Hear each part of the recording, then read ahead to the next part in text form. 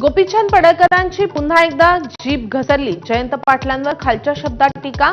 अजित पवारांची पडळकरांच्या वक्तव्यावर नाराजी। सांगलीमध्ये पडळकरांच्या निषेधार्थ मोर्चाचं आयोजन।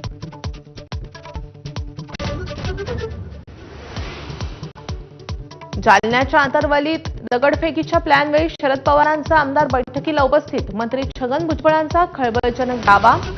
83 पोलिसांवर दगडफेक झाल्याची भुजबळांची माहिती।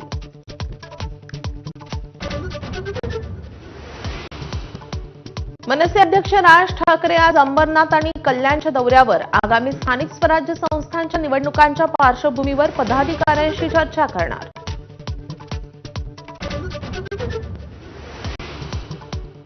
नागपुरात आज राष्ट्रवादीचं चिंतन शिबिर। अजित पवारांसह पक्षाचे मंत्री आणि प्रमुख पदाधिकारी उपस्थित राहणार।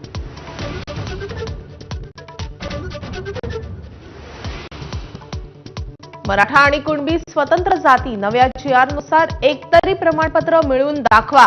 मराठा क्रांती मोर्चाचं जरांगेंना आव्हान।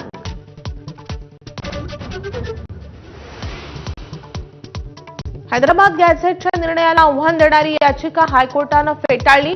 याचिका ग्राह्य धरण्यायोग्य नसल्याचं कोर्टाचं मत। याचिकाकर्ते सुप्रीम कोर्टात जाणार।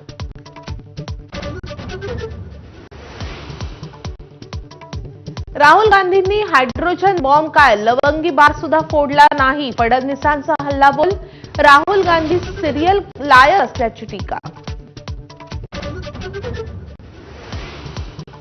बंजारा समाजाचे आज राज्यात ठिकठिकाणी मोर्चे। नागपूर, छत्रपती संभाजीनगर आणि हिंगोलीमध्ये समाज एकवटणार। एसटी प्रवर्गातून आरक्षण देण्याची बंजारा समाजाची मागणी। जगात जर्मनी, भारतात परभणी ओळख असलेल्या शहरात कचऱ्याचं साम्राज्य। कचरा उचलणाऱ्या कंपनीचे 14 कोटी थकल्याने कचरा उचलणं आठवड्याभरापासून बंद। परभणीकरांच्या जीवाशी खेळ। हिंडनबर्ग आरोपा प्रकरणी अदानी समूहाला मोठा दिलासा। आरोप सिद्ध न झाल्यानं सेबीनं कारवाई थांबवली।